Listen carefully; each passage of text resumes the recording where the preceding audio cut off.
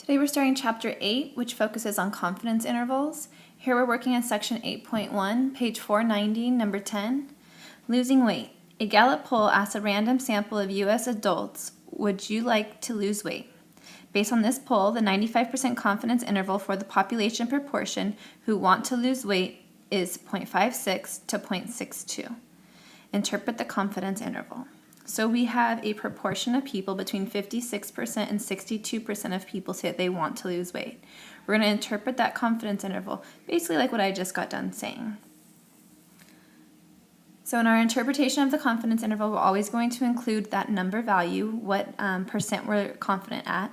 So we are 95% confident that the interval from 0.562 to 0.62 captures the true proportion of U.S. adults who would like to lose weight. Now that we've interpreted that in context, we're going to move on to Part B.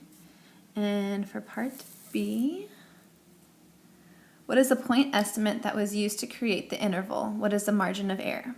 So now again, going back to this idea up here, we have from 0.56 to 0.62.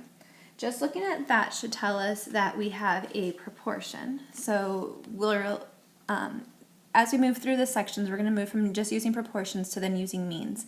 And so we want to be able to identify those things first. Is it a proportion or is it a mean? Because we use different formulas for that, kind of like we saw in Chapter 7. Then in your resource packet, this is on, I think it's the second page of your resource packet, where it says inferential statistics. This is where you should always refer back to figure out what formulas and everything you're using.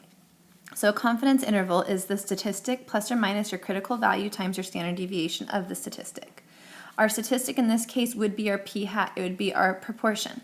So to figure out what that is, remember what a confidence interval is. We're saying from this value to this value. We find that by finding this statistic first, which we said was p-hat.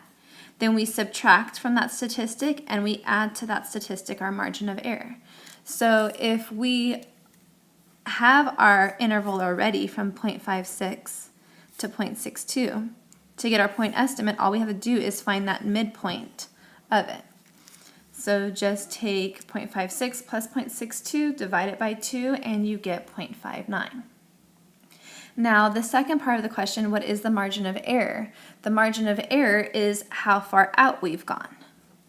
So from our point estimate of 0.59, how far away is 0.62? And that gives you your margin of error. Yes, you should be showing work. Always want to show your work. That way, just in case you make a mistake, you're getting full credit. And remember, AP graders do not like naked answers. So here's our first introduction to confidence intervals in Section 8.1.